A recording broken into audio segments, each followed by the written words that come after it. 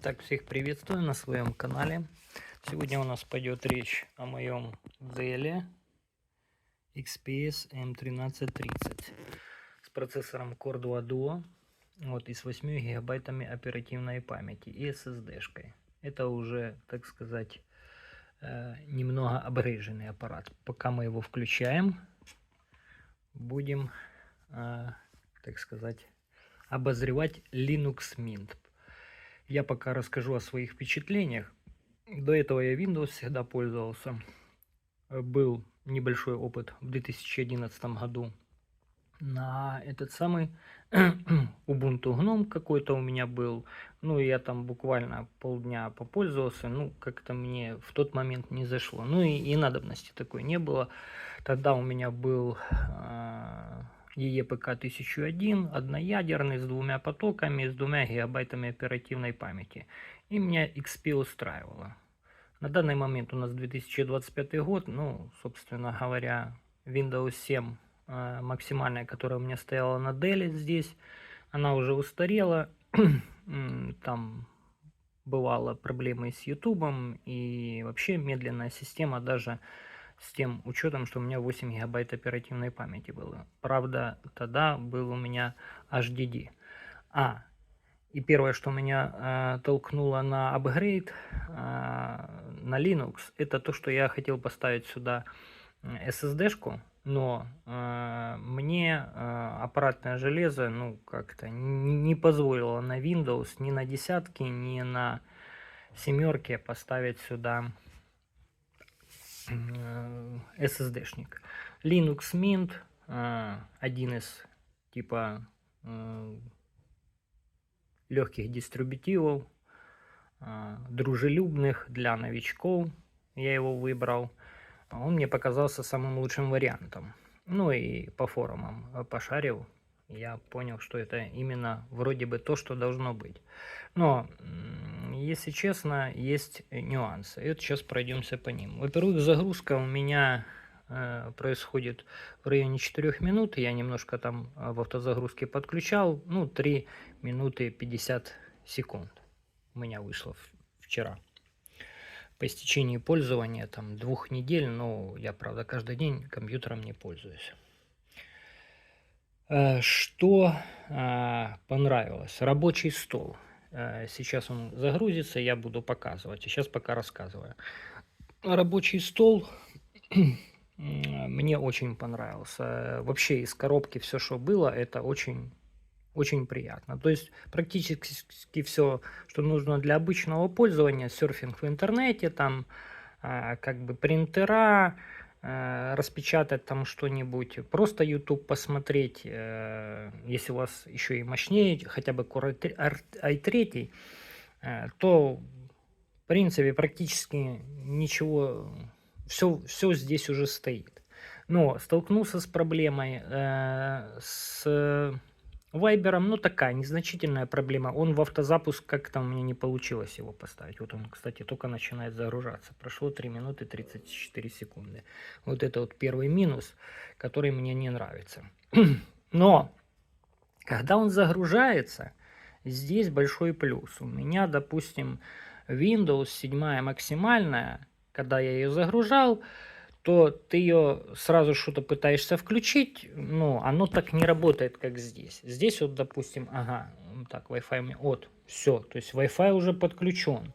А на семерочке, ребята, он меня еще там полминуты думает.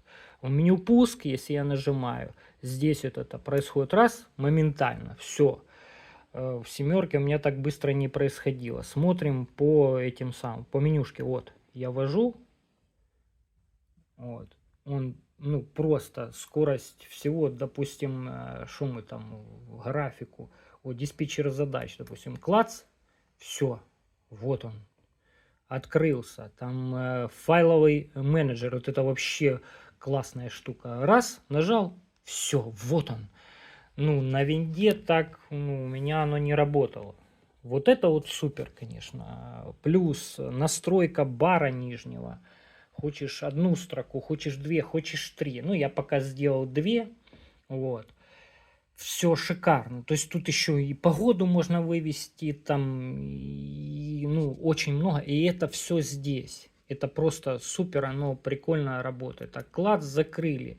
Там, ну еще можно, в принципе, вот так раз открыли, там, допустим, видео, клац, 2 раза, правда, надо, раз, есть, все, ну, намного быстрее, чем на Windows работает. Плюс это же бесплатно. Разнообразие там, ну, в принципе, все внутри есть. Все инструменты, там калькуляторы, там все, что хочешь. Даже графика там он есть, просмотр изображения, просто инструмент для рисования, сканер документов. Все это здесь есть. Мультимедиа, программы воспроизведения, ну, смотреть ТВ, даже можно, вот я нажимаю, сейчас, но оно чуть дольше.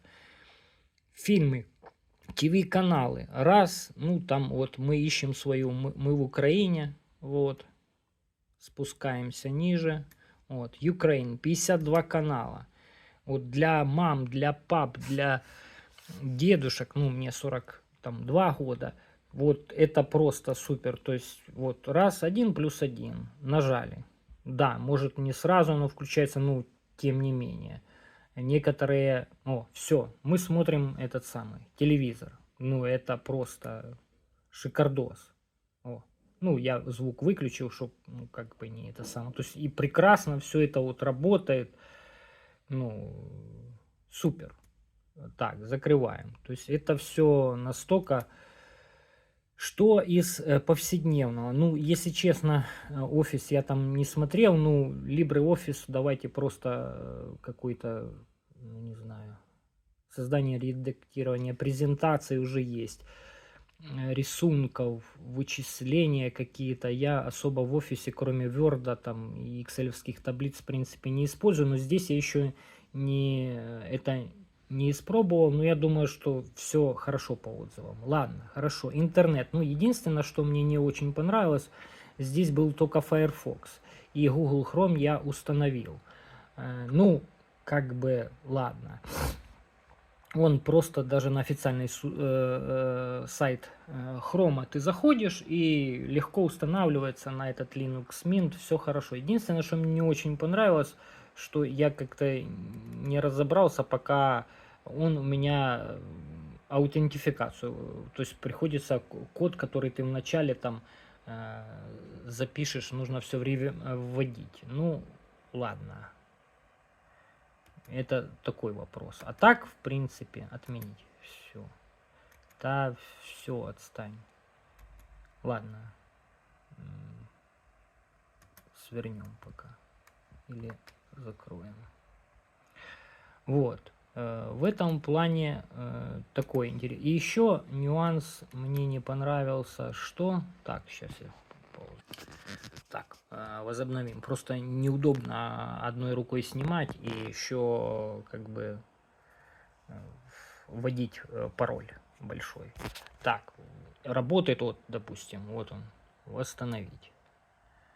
Ну, он здесь гораздо быстрее работает, нежели на Windows. То есть шикарно работает. То есть и он обновленный. Все.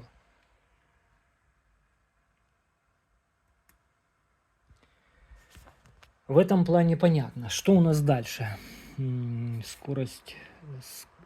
Вот что, почему я хочу перейти попробовать Lubuntu или Debian 12. Это я уже по форумам пошарился и пообщался с чатом GPT и с Gemini. Хочу попробовать еще на этот аппарат поставить, на Dell свой, Lubuntu попробовать и Debian 12 именно. Кстати, кому интересно будет смотреть именно о Dell XPS M1330, подписывайтесь сразу, будет очень много еще видео о нем, как можно его использовать в 2025 году. Я его вот использую на постоянной основе, у меня пока, к сожалению, нету другого. Так, что здесь не работает? Сканер отпечатков пальцев, вот он у меня есть, но он типа старого образца, и вот Linux Mint, XFSE какой-то там 22.1, он его не поддерживает. Потом я обновился вот вчера до Linux Mint Zara 22.2 вроде. И как бы здесь все то же самое. Нет драйверов для него. Нужно там заморачиваться как-то. Не хочу.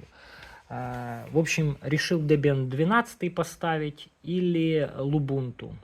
Вот. Ну, посмотрим. Это в следующем видео. Плюс здесь не работает мой Bluetooth. Для меня это критично. Наушники ты не можешь подсоединить. Есть у меня для наушников и мини-джек 2 даже, но неинтересно. Так, что стало еще лучше? Вот, к примеру, у меня стал YouTube лучше. Блин, я опять... Ладно, надо войти. Вчера работал и выключил его с этого самого, с кнопки, и сбились настройки, я так понимаю. Почему? Выключил его вчера с кнопки. Завис он 4К видео, все-таки это не тот аппарат, он сам аппарат мой не тянет 4К видео и зависает. То есть все-таки этот вопрос Linux ты не решишь. Ну ладно, это уже другой вопрос.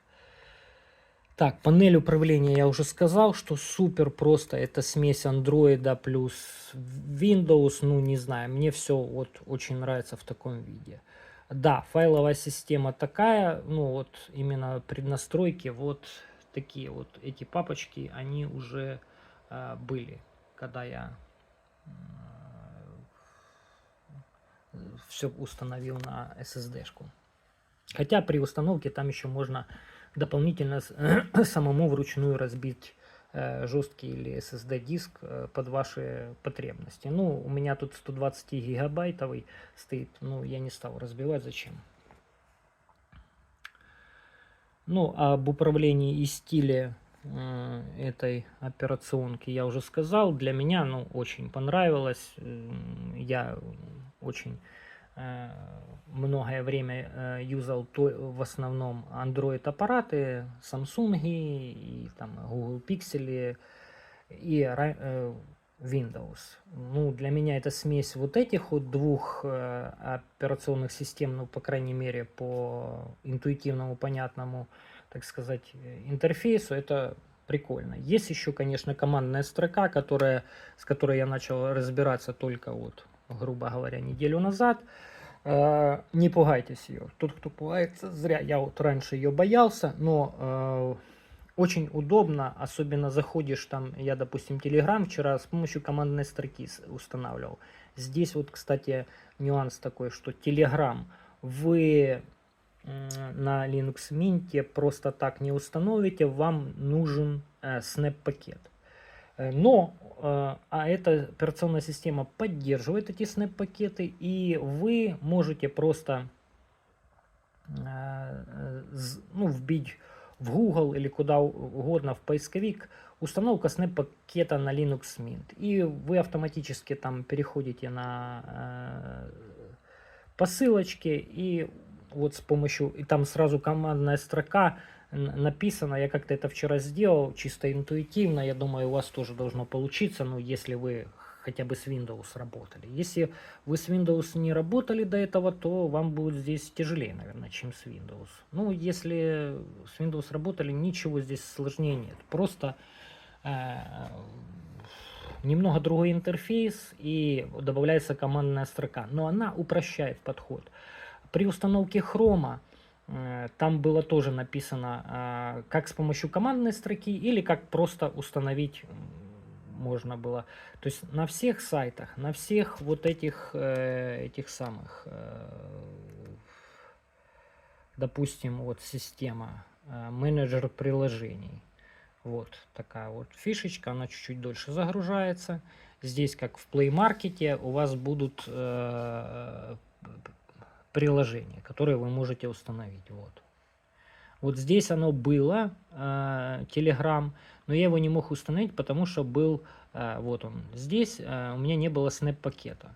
То есть я нажимал на него, и мне высвечило сообщение: вам нужно установить Snap-пакет. И там, ну, подробно здесь же пишется, что нужно сделать, чтобы установить Snap-пакет. Или перейти там на какой-то сайт и установить вручную Snap-пакет, или с помощью командной строки там 2 строчки ввести. Я 2 строчки ввожу, оно мне само устанавливает все это, и это все безопасно. То есть это сообщество Linux Mint, оно ну, как бы регламентирует безопасность использования этой системы. То есть просто читаете и делаете так, как написано, что бы вы не хотели сделать.